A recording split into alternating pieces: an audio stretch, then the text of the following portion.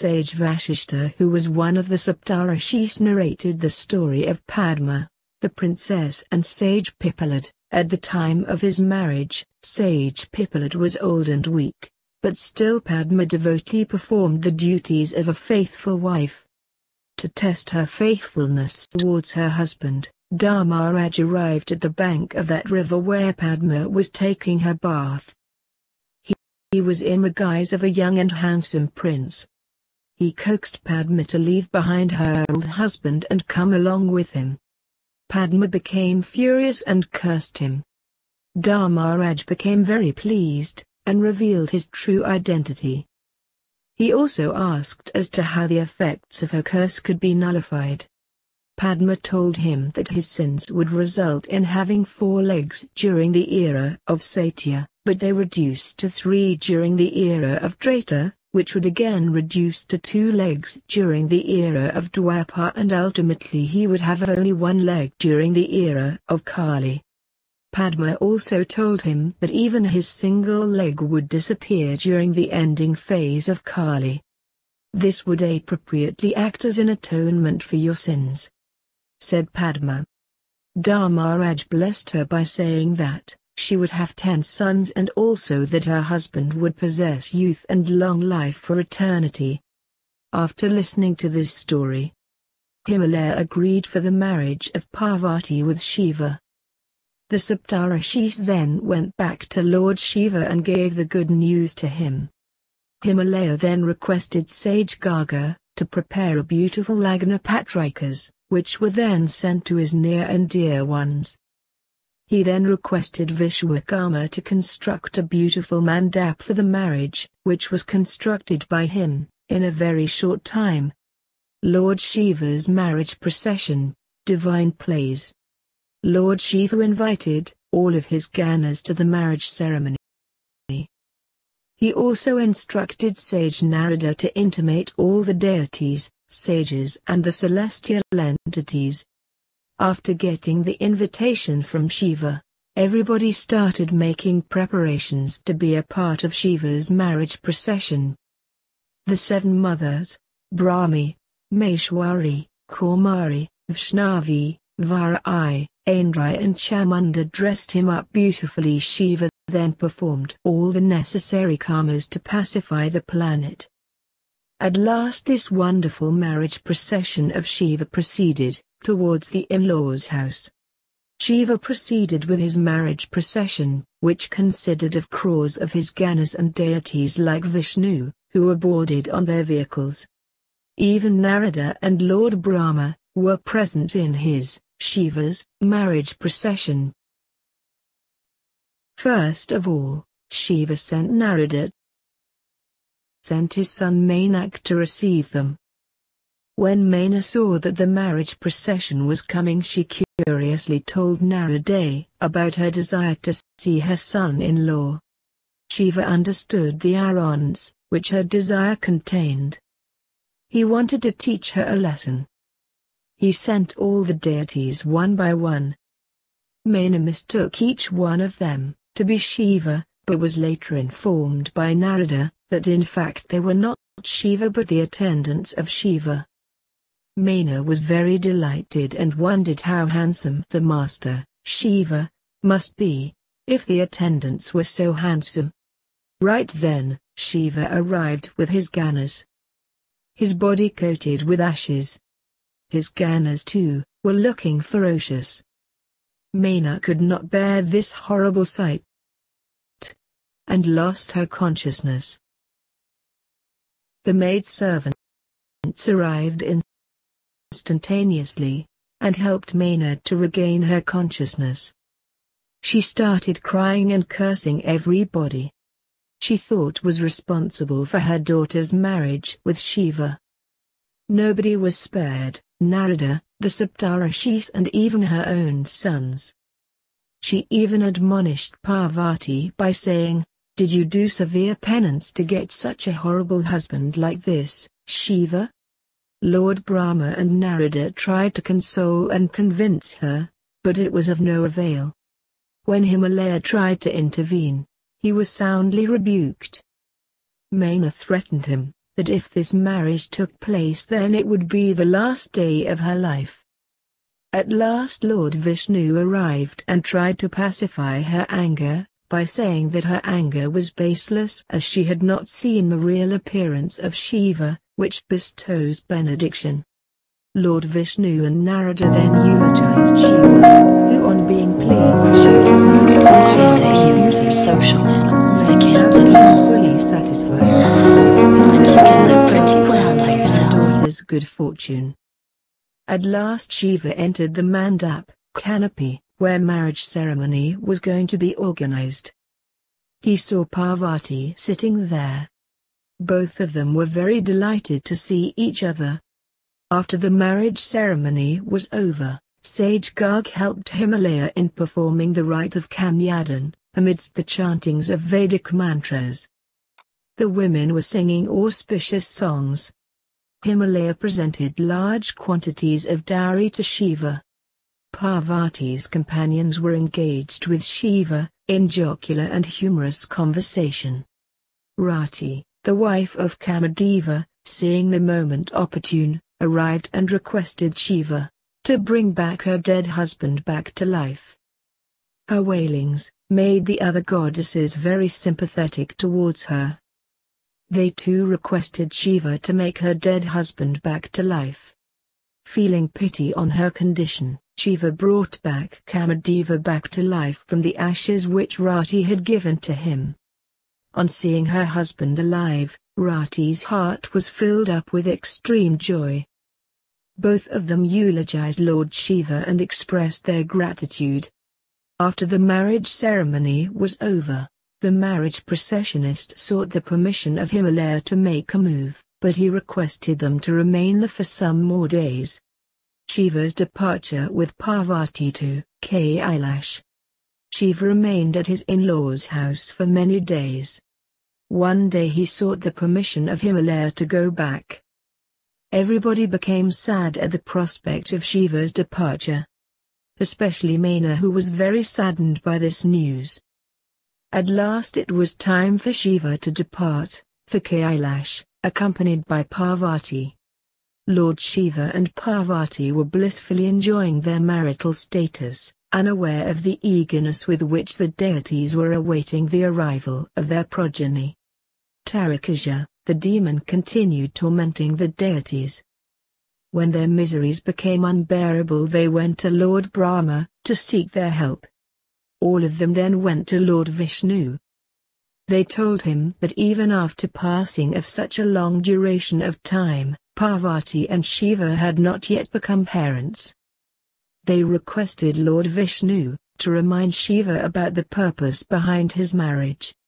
Initially Lord Vishnu showed his disinclination to disturb Shiva's marital bliss, but when the deities insisted he went to Shiva accompanied by all of them. All of them eulogized Shiva and Parvati. The deities then requested Shiva to make his contribution in the destruction of Tarakasura. Shiva understood everything. Some drops of his semen fell down on the ground. On being insisted by the deities, Agni transformed his appearance to a pigeon, and pecked up those drops of semen. Right then Parvati arrived there and became extremely furious on seeing the semen going waste. She cursed the deities, that their respective wives would remain issueless as the consequence of their mindless acts. Agni was having inflammation in his stomach because of the Shiva's semen. Lord Shiva advised him to transfer it into the womb of any noble woman. Agni followed the instruction and injected the semen into the body of 6 women through the pores of the hair on their body. Those women could not bear the extreme luster of the Shiva's semen. They went to Himachal and evacuated it. Even Himachal could not bear its extreme effulgence and immersed it into the flowing Ganga. River Ganga carried it with her current and established it amidst bushes of reed, Uttara-khanda. Instantaneously a beautiful child manifested from it. His birth made all the deities extremely joyous, including Shiva and Parvati. It was the 6th day, bright half of the lunar month, of the Hindu month of Margashira. He was Kartikeya. Kartikeya. Sage Vishwamitra arrived at the spot where the child had manifested. On the repeated insistence of the child, Vishwamitra performed his purification rites, and named him Gaha. The divine child blessed Vishwamitra and bestowed divine knowledge to him. He also blessed him to become famous as Brahmarshi. Agnideva arrived there and gave a divine weapon, named Shakti, to the child. Gaha went to the Kronka mountain and banged his weapon on it. The mountain could not bear the effect of the blow and started crumbling down. Innumerable demons living on that mountain came to kill him. But the child killed all of them by his weapon. When Indra heard about his bravery, he came along with other deities to fight him. Indra assaulted Gaha with his Vajra on the right side of his body, which resulted into the manifestation of a very powerful entity named Shak. Indra again assaulted him on the left side of his body, from which manifested an extremely powerful entity named Vishak. Indra assaulted Gaha for the third time. This time his chest was the target. From this third blow of Indra manifested Naigam. Gaha, accompanied by all the three powerful entities, Shak, Vishak and Naigam, attacked Indra and his army, but they fled away. 6 goddesses arrived on the scene. All of them tried to feed that small child, out of affection. They started quarreling among themselves. Right then they were surprised to see the child appearing with 6 heads. Now their problems were solved. Each of the goddesses fed their breast milk to the child. They took Gaha with them, and brought him up with great love and care. Gaha later on became famous as Kartikeya. One day, Parvati curiously asked Shiva about his semen which had fallen on the ground. Lord Shiva summoned the deities and asked them about it. The deities narrated the whole story. Both Shiva and Parvati were very pleased to know about Kartikeya. Lord Shiva then ordered his Ganas to bring Kartikeya from the possession of Kartikeya. The Ganas reached Bhadrakashrama, where Kartikeya lived. When Kartikeya saw the Ganas, she became very frightened, but Kartikeya gave him solace. The Ganas requested Kartikeya to come along with him. Kartikeya happily took permission from his mothers, and proceeded to meet Shiva and Parvati. At the time of Kartikeya's departure, the mothers had become very emotional. Kartikeya consoled them. He then boarded the beautiful chariot, which had been sent by Parvati, and proceeded towards Kailash mountain. All the deities including Shiva were eagerly awaiting his arrival. When Kartikeya reached Kailash mountain, he was given a royal reception. The whole atmosphere was filled up with joy. Everybody was celebrating. Each of the deities presented him their respective weapons to him. Lord Shiva coronated him as the king, with the help of the Brahmin. This way he had now become the lord of Kailash Puri. Kartikeya narrated a story connected with himself. One day a Brahmin, whose name was Narada, came to me, and requested me to help him find his he-goat which had got lost. He told me that the goat was supposed to be offered as the sacrifice. If the goat was not found, my vow would remain unfulfilled. Said Narada. I went in search of that goat. I found it in the Vishnuloka, where it was creating nuisance. When the goat saw me, it tried to attack me with its sharp horns. I climbed on its back. After traveling through all the 3 worlds, the goat returned to his original place. I climbed down from its back. Narada arrived and demanded his goat. I told him that his yaja had been accomplished by my blessings, and there was no need to sacrifice the poor goat.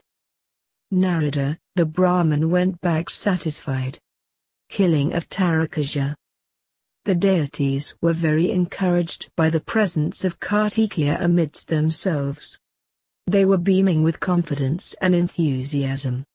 The deities assembled at the seashore. Tarakasura arrived there, with his huge army. The battle began. Tarakasura appeared to be invincible.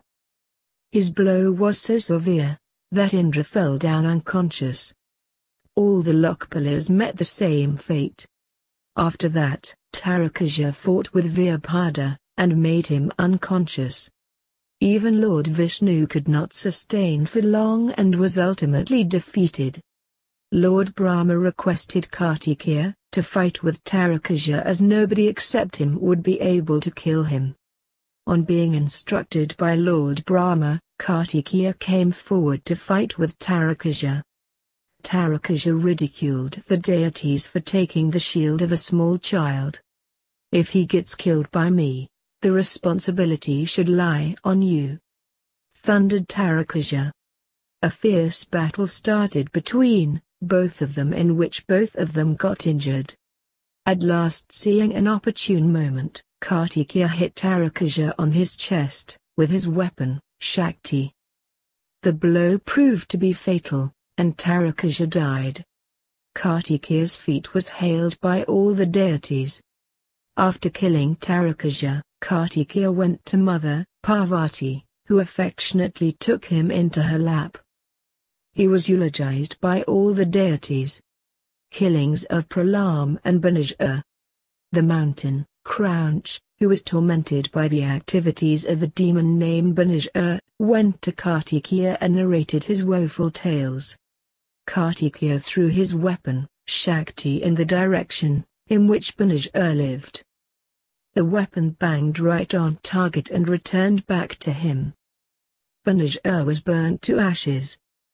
Crouch went back being very pleased.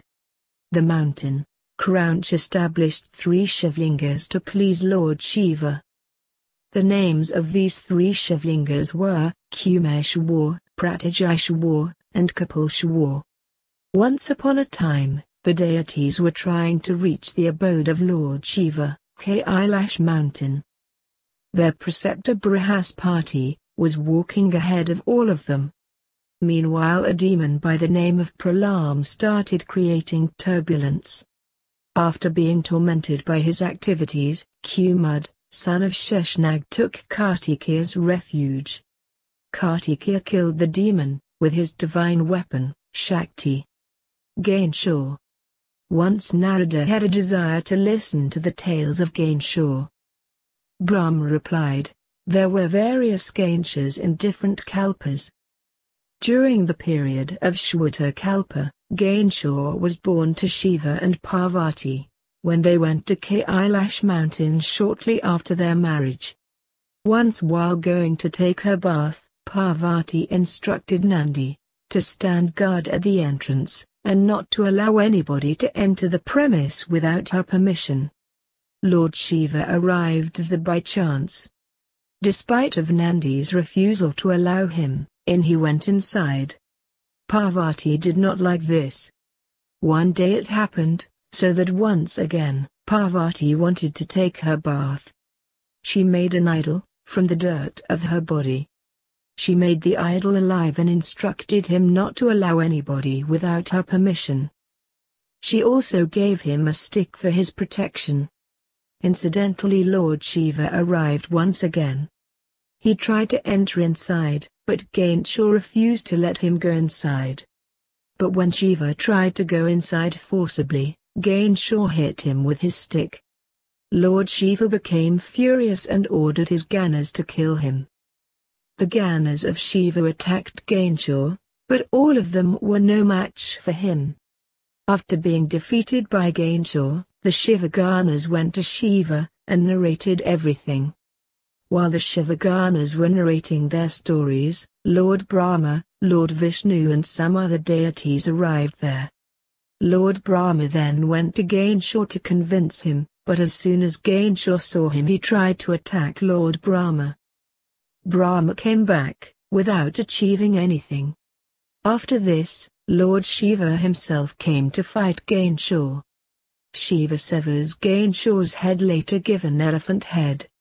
a fierce battle was fought between Shiva and Ganesha. When Lord Shiva realized that Ganesha was dominating the fight, he severed his head with his trishul. Parvati became extremely furious at the death of Ganesha. Her anger resulted into the manifestation of innumerable goddesses, who started creating havoc on the deities. The deities became frightened, and they were forced to take the refuge of Parvati. They eulogized her and requested to be pardoned. Parvati told them that they could be saved only when Ganesha becomes alive, and becomes worshipable just like the deities. The deities went to Lord Shiva and requested him to make Ganesha alive once again. Lord Shiva instructed them to go in the northern direction and bring the head of any creature they might find, and join it with the trunk of Ganesha. The deities followed the instruction, and went in the northern direction. They found an elephant which had only one tusk. They severed the elephant's head and joined it with the trunk of Ganesha. By the blessings of Shiva, Ganesha became alive once again. The deities worshipped Ganesha and returned to their respective abodes. Ganesha's marriage. Both Kartikeya and Ganesha grew up to become handsome youths in due course of time. Shiva and Parvati started to think about their marriage. When Ganesha and Kartikeya came to know about the plan of their marriage, both of them started quarreling among themselves as to who should get married first. Lord Shiva and Parvati devised a plan to sort out this problem. They told them that whoever between them return, after circumambulating the earth, will get married first of all. Kartikeya and Ganesha agreed. Kartikeya proceeded on his journey to circumambulate the earth. Ganesha was very intelligent. He requested his parents, Lord Shiva and Parvati, to sit at a place together, and circumambulated them for 7 times and said, according to Veda, circumambulating one's parents give virtues equivalent to that of circumambulating the whole earth. So now you must get me married first. Lord Shiva and Parvati were very impressed by his intelligence. They decided to get him married with Siddhi and Riddhi, the daughter of Vishwarup Prajapati. In due course of time, 2 sons were born to them, Ksham and Lab. While Kartikeya was returning after circumambulating the whole earth, he met sage Narada on the way. He told Kartikeya about Ganesha's marriage. Kartikeya became very sad, and felt like having been cheated by their parents. When Kartikeya reached Kailash mountain, he made salutations to Lord Shiva and Parvati, and without saying anything, went to Crouch mountain to do his penance. Parvati was very sad. She went to Crouch mountain to meet Kartikeya, accompanied by Shiva. When Kartikeya saw them coming, he moved to another place. Lord Shiva and Parvati followed him and ultimately met him. Both these places have religious significance. Having a darshan of Kartikeya, on the full moon day of Kritika Nakashatra, is considered to bestow immense auspicious and destroys all the sins of a man. Yudkand.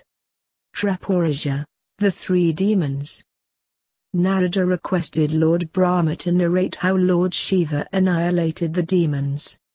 Lord Brahma narrated the tale of Tripura. After the killing of Tarakasura, 3 of his sons started doing their penance.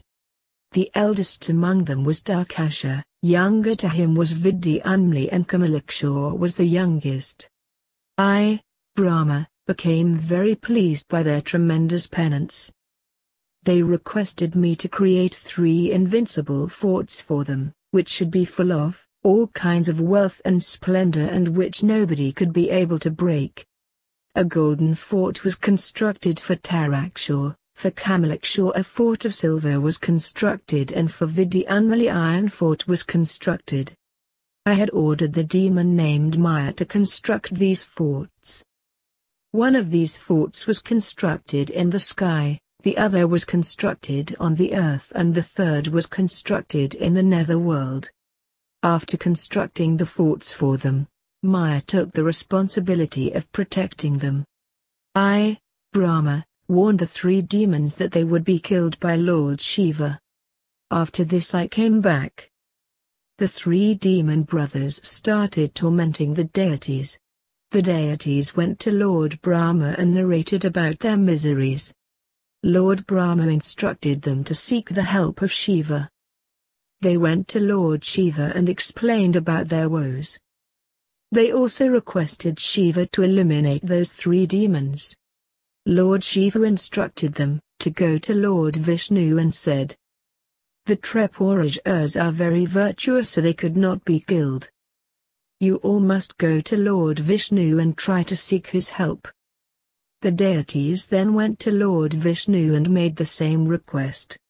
Lord Vishnu performed an oblation. Thousands of armed spirits appeared from the Uttara-khanda. Lord Vishnu sent these spirits to kill the three demon brothers. But these spirits were no match for the Tripuras' might, and they had to run for their lives. They came to Lord Vishnu and narrated the whole story. Lord Vishnu became very worried. He sent back all the deities and started thinking about the means Tripuras could be killed. Lord Vishnu came to the conclusion that the Tripuras could not be killed till they remain virtuous and religious. He then created an illusionary entity from his body who had no hairs on his head. He had worn dirty clothes and a bag was hanging down his shoulder. He also had a broom in his head. The entity asked Lord Vishnu about the purpose of his existence and his name. Lord Vishnu told him that his name was Aryan. He also instructed him to create a scripture which stresses upon the importance of action, Karmavad, and which is different from the rituals explained in the Vedas. Lord Vishnu specifically instructed him to keep the language of that scripture as simple and degenerated as possible.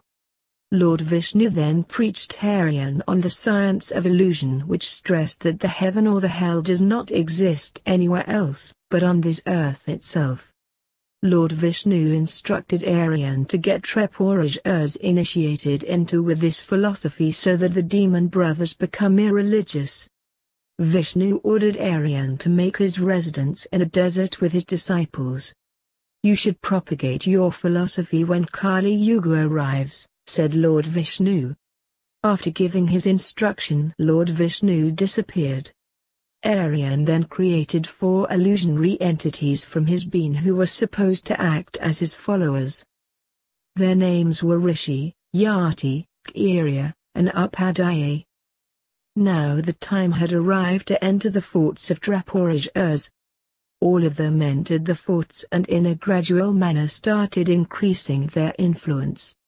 As a result, the Tripuras became irreligious. Not only that, their subjects too became irreligious in a very short time. When the deities saw that the Tripuras had become irreligious completely, they went to Lord Shiva and requested him to kill Tripuras. Right then Mother Parvati arrived there accompanied by Kartikeya and Ganesha. She requested Shiva to come along with her into the palace. All the deities followed them and kept on requesting. The deities were angry that Parvati had caused obstacles in the fulfillment of their objective. They could not conceal their anger and expressed it. One of the Ganas of Shiva, whose name was Kumbhoja, angrily attacked the deities. All of them got injured and went to Lord Vishnu. Lord Vishnu advised them to chant the 5-lettered mantra Om Namah Shivaya for 1 crore times. The deities followed the instruction. Lord Shiva became pleased and appeared before them. He assured the deities that their wishes would be fulfilled. Killings of Tripuras. When Shiva agreed to kill the demon brothers Tripura, the deities became extremely joyous. They gave their respective weapons to Shiva, so that he did not have any difficulty in killing the demons. Vishwakarma gave his beautiful chariot to him. Lord Shiva proceeded towards the forts of Tripura, followed by a huge army of the deities. His army entered the forts of his bow, but he was not able to release it. He remained in this position for 1,000 years, but still he was not successful in releasing his arrow. Lord Shiva then worshipped Ganesha, and heard a heavenly voice instructing him to use his weapon, Pashuphat. Lord Shiva released it, in the direction of the forts of Tripura. All the 3 forts were destroyed by the assault of Pashuphat, and it created havoc among the demons. Seeing death and destruction all around them, Tripurans prayed to Lord Shiva to have mercy on them. Lord Shiva assured them that after their death they would be born as his Ganas. At last Tripurans were burnt to death. Maya was the only demon who survived. After their death the Tripurans were privileged to be reborn as the Ganas of Shiva. After the killings of 3 demons, Tripura, Lord Shiva's anger had still not subdued. The anger was pacified only after the deities and the sages prayed to him. He blessed the deities by saying that he would always be present on their side to protect them. Maya, who had survived the Shiva's attack, arrived there, and he too was blessed by Lord Shiva. After that, Aryan arrived with his followers and worshipped Shiva. Lord Shiva blessed him and his followers. After taking permission from Lord Vishnu, Aryan proceeded towards a desert region accompanied by his followers. After receiving the boon, the deities too received to their respective abode. Lord Shiva spares the life of Indra. Sutta narrates the following story to the sages. Once upon a time, Indra was going towards Kailash mountain, to have a darshan of Lord Shiva. Sage Brihaspati was accompanying him. Lord Shiva came to know about his arrival. He wanted to test his devotion towards him. While both Indra and Brihaspati were still on their way, Lord Shiva met them on there in the guise of a hermit. Indra did not recognize Shiva, who was sitting on the way, disguised as a hermit. Indra inquired as to who he was and where he lived. Lord Shiva sat quietly, without saying a word. Indra repeatedly asked the same question, but each time Shiva remained quiet. Indra became furious, and tried to attack Lord Shiva with his Vajra. Lord Shiva paralyzed the raised hands of Indra by his divine power. Shiva's eyes had reddened, due to anger, which made Indra very frightened. Sage Brihaspati was able to recognize the real identity of the hermit, as to who he was. He made salutations to Lord Shiva and requested him to pardon Indra. Lord Shiva became pleased, and diverted the power of his radiant eyes to the ocean. This way Indra's life was spared by Shiva. Lord Shiva then returned to Kailash mountain. Indra and Sage Brihaspati too returned to their respective abodes.